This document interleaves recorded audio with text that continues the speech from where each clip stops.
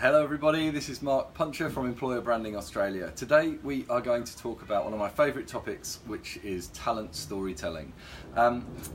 Even if you have a great employee value proposition, EVP, and even if you have a great strategy and process for recruitment and for employee engagement, it doesn't mean a huge amount, and it's not going to really resonate with the market unless you have great stories. Storytelling is at the heart of great recruitment and of great engagement with your current team. So today we're going to talk about how you do that really, really well, and it's going to be a really practical approach.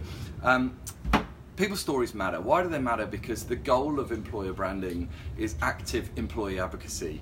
It's when your employees are out there, whether it's on Facebook or LinkedIn or in an Uber or at a party, saying, I'm really proud of who I work for. I really love my job. It's not perfect maybe, because no one is, but I really enjoy it. That's great if you want to attract future superstars and also keep your own people engaged and shape your culture. So, people's stories really matter, but how do you do it? Well, I'm going to give you 3 pieces of, top line advice, and then I'm going to give you 5 specific tips that you can deploy.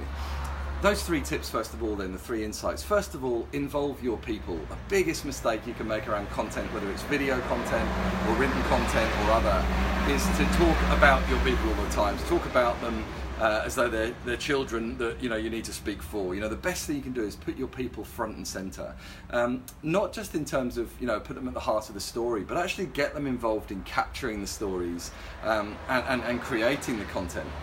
If you find yourself thinking about emailing your workforce and asking them to share your content on social media because they're not doing it at the moment, you're probably missing the point.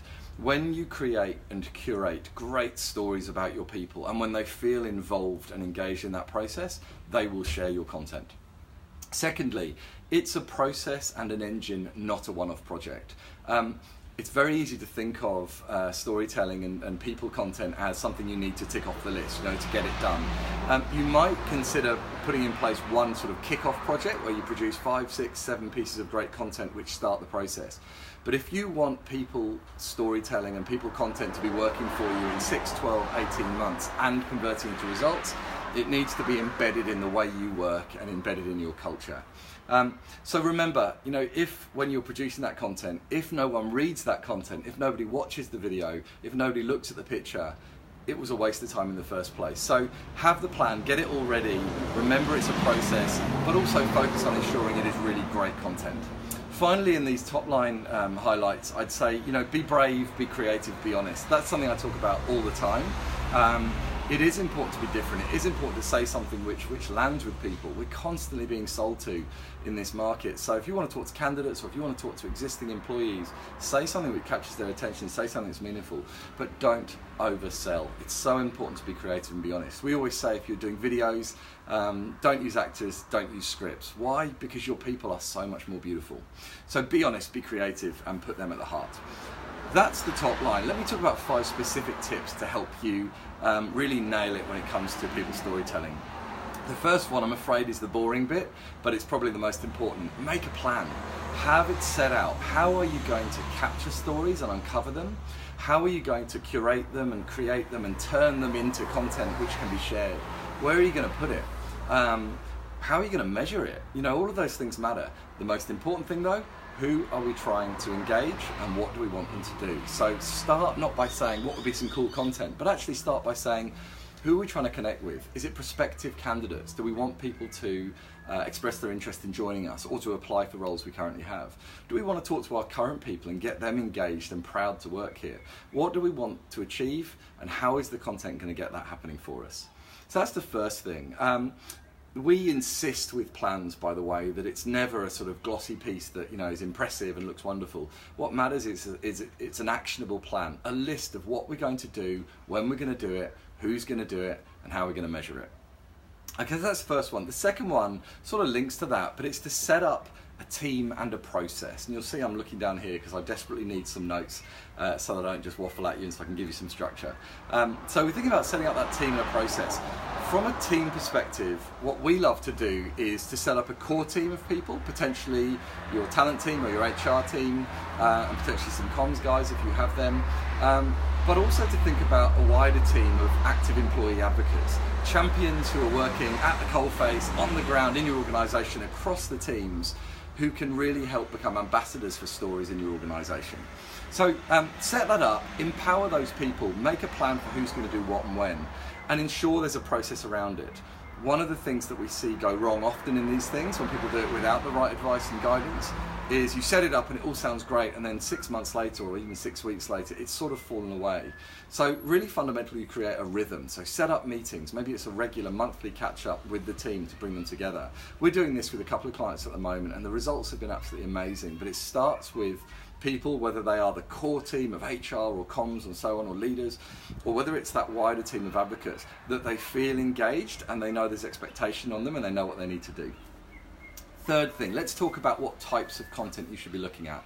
Well, in this day and age, we should absolutely be prioritising video. We know that it will drive you more reach, it'll get more engagement. It's also a really effective way to really capture and show rather than just tell why you're a great place to work for the right people. So we think about video all the time. Video, of course, it's great if you can do professional stuff sometimes, but actually it's much more about getting used to, getting to grips with using DIY video, using smartphones, thinking about those, capturing those live moments. It's not easy to do well, but actually, when you actually set it up well and embed it in your process, you can very quickly get good at it and it can be part of the rhythm.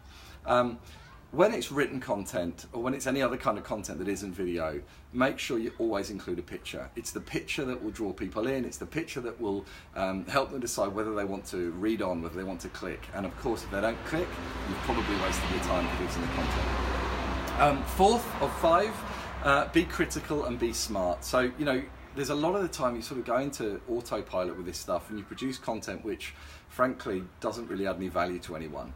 Is your content engaging? Is it powerful? What value is it adding to the audiences you're trying to target? If it's not, even if it's all been done and you've spent ages on it, get rid of it, just ditch it. Content quality from our perspective comes from 2 things. It comes from having a great theme or concept in the first place, something that is going to add value, and then it's about how you execute that. So you could have an amazing story of something that happens in the day-to-day of your organisation, but if it's told badly, if it's brought to life in a very corporate way or a staged way, you've ruined that opportunity. What I would say is if the concept isn't great in the first place, it doesn't matter how good the execution is, it will fall flat. Finally then, the 5th tip for you, measure, measure, measure, measure. If you can't measure the content you're putting out, how are you going to improve the content you're putting out? If you can't measure it, how are you going to justify the time that you spent on it, whether it's to yourself or whether it's to your managers and your board? The typical things that we would measure around content, depending on the execution, let's say it's posts across social, we would of course look at engagement, we look at video views, we look at number of clicks and reads of the actual written content. We're interested in reach, overall reach, how many people do we actually reach across each channel.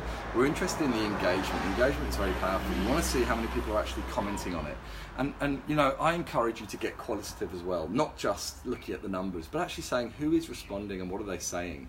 We're doing some incredibly powerful work in aged care at the moment, and with one of our clients, Swan Care. We're finding consistently their content is outperforming every other piece of content they produce when they talk about their people. And what's wonderful about that is what we're seeing is not just employees and prospective employees engaging with the content and saying this is awesome, I love this, and employees saying I'm proud of this and I'm proud to work here, but it's actually also great for their commercial or wider brand as well. You get clients starting to say, wow, this is amazing. Think about it like this: what better way is there to promote your organisation and win clients than to show that you have a really engaged, connected team who are really nailing it and that you value them for that? So all those things really matter. Think about your measurement plan, really get it sorted. The really good news, as I've just implied, really great people content will always outperform your other content on your site. So if you are in HR and you're trying to persuade marketing comms to get on board and let you have some posts on your LinkedIn page or your Facebook page, get involved, talk to us. We can give you some stats, whether or not you're a client, we can give you some stats to justify this, to showcase that when they actually put that content out there, you will reach new audiences and you'll drive greater engagement. Most importantly of all, you'll drive pride from your own people. Thanks very much for your time. I hope you enjoyed it, and we'll see you soon.